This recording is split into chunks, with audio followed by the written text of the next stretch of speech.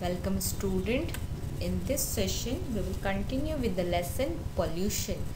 So we have already started this lesson and this is a part 2 video of this lesson, class 8 science. So let's begin. So student, in this video we shall learn about effects of air pollution on plants and animals. So let's see one by one. So first we have is effects of air pollution on plants and next is effects of air pollution in animals. So let's see in detail. So first is effects on plant. So first we have is stomata get closed. So due to the air pollution, the stomata which are present on the tissues of plants, they get closed. Now what is the stomata? So stomata are very small pores present on the plant tissue and they open and close. You can see in the picture that the stomata are open and closed. So what is the function of stomata? So the function is, so they have to allow exchange of gases like entry of carbon dioxide and releasing of oxygen.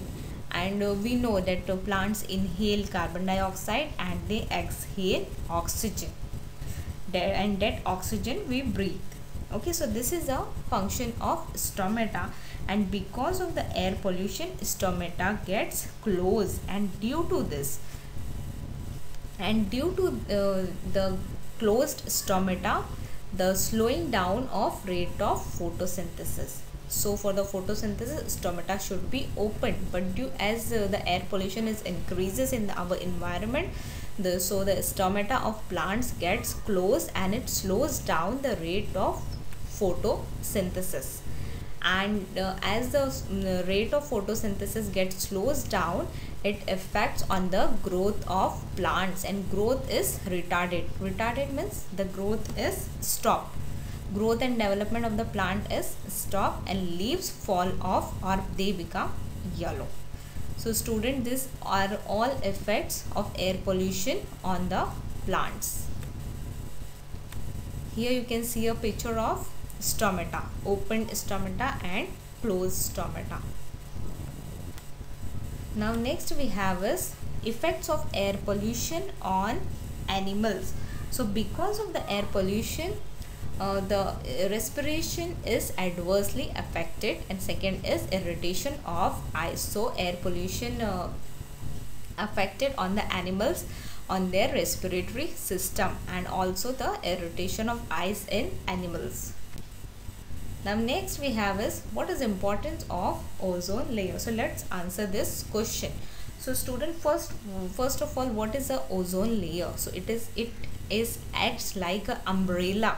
That means, see, the ozone layer which is present below stratosphere acts as a filter to prevent too much of the harmful ultraviolet light in sunlight from reaching the earth. That means ozone layer acts as an umbrella or shield for the earth, and due to this ozone umbrella we get protected from the ultraviolet light which is radiated from the sun.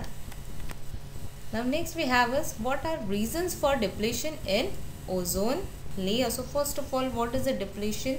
See, ozone layer we have on the below the stratosphere. Okay, so depletion in ozone layer, that means reduction in the size of ozone layer. So what are the reasons for depletion in ozone layer? Let's see. So ozone depletion is primarily caused by human activity. That means reduction in ozone layer is caused by human activities. The main cause for the depletion of ozone layer is determined as excessive release of chlorine and bromine from compounds such as chlorofluorocarbon, that is CFCs. So basically ozone depletion occurs due to CFCs. Now next is effects of air pollution on plants and animals. First is ozone depletion in ozone layer. So student, earlier we have studied that ozone layer is present below the stratosphere at the height of 48 kilometers from Earth's surface, and it protects the living world of the Earth from ultraviolet rays, that is UVB. And these are radiating from the sun. That means ultraviolet rays are radiating from the sun, and which is protected by the ozone layer. However, nowadays ozone layer is getting depleted, that means reduced in size, reduction in the size of ozone layer due to the following reason. Now let's have a look on reasons due to which ozone layer is getting depleted.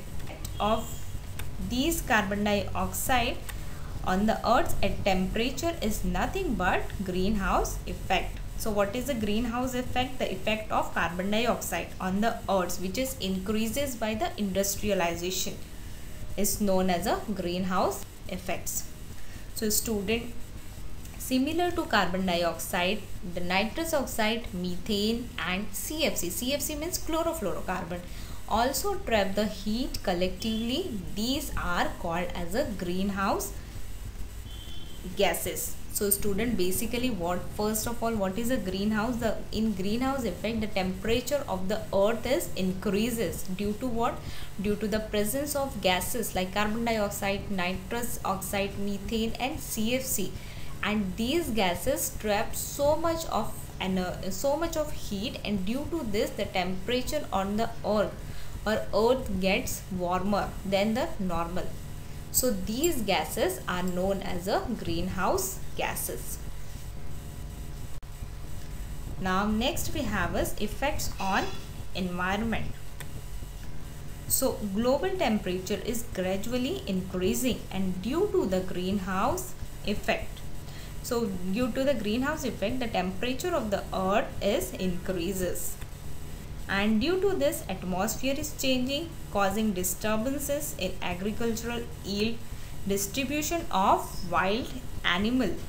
Icebergs and glaciers are melting, causing increase in sea level. So due to the greenhouse effect and global warming, these species like wild animals, agricultural yield and climatic changes are occur, and melting of icebergs and glaciers is happening on the earth.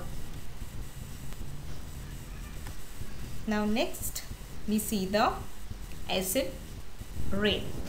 So oxide of sulfur and nitrogen are released into the atmosphere through burning of coal, timber and fuel oils.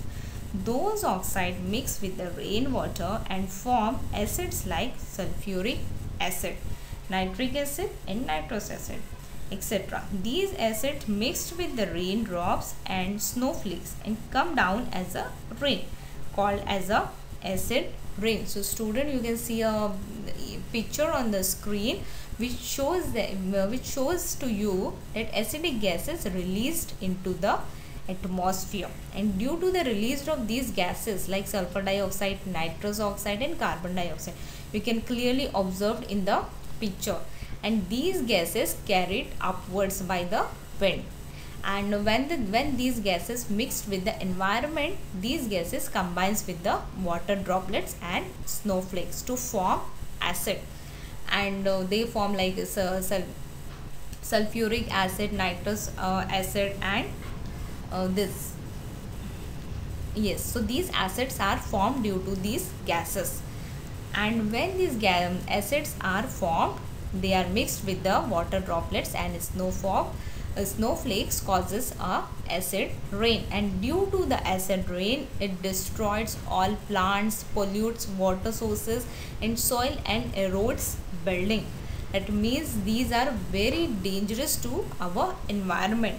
So basically, what is the acid rain? Acid rain is caused by a chemical reaction that begin when sulfur dioxide, nitrous oxide and carbon dioxide are released into air. So this was all about rain. Now let's learn about the effects of acid rain. So first we have is acidity of soil and water bodies increases due to acid rain. It harms the aquatic organisms, plants, and entire forest life, total ecosystem are adversely affected. So student, due to the acid rain, not only one species is affected, it affects all the ecosystem. Okay, so it ruins all the ecosystem. Now next we have is erosion of buildings, burst, historical monuments, breaches, metal idols, wire fences, etc. occurs due to acid rain. So heavy metals like mercury and cadmium are absorbed up by plants and thereby enter the food chain indirectly due to the acid rain. Now due to the acid rain, the acid which are present in the rain, like heavy metals, cadmium and mercury, they get absorbed by the roots of the plant, and as they enter into the plants and vegetation, they enter into the food chain, and indirectly they reaches to the lifestyle, like we eat the plants and vegetables, so they get also harmful effects on our health.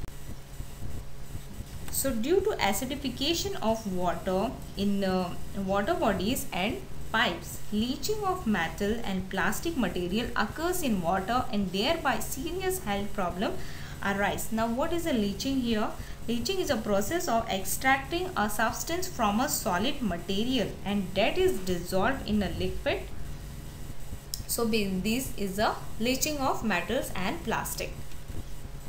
Now student, we have now we have a preventive measures of air pollution. That means what measures should be taken to prevent the air pollution. So let's see one by one. So first is the smoke emerging from factories contains harmful particles. Hence pollution controlling machinery should be used, for example arresters and filters. So to prevent the pollution control machinery should be used in the industries and factories. Next is a proper disposal of stinking waste generated in the cities. That means the proper disposal method should be followed to disposal of stinking waste in cities. Control on atomic test, chemicals, weapons, etc. And control or ban over CFC production. That means totally banned on chlorofluorocarbon production industries should and whatever sources are there should be controlled or banned to avoid the or to prevent the air pollution. So student, that's it for today's video. Now next part of this lesson we will cover in our next session.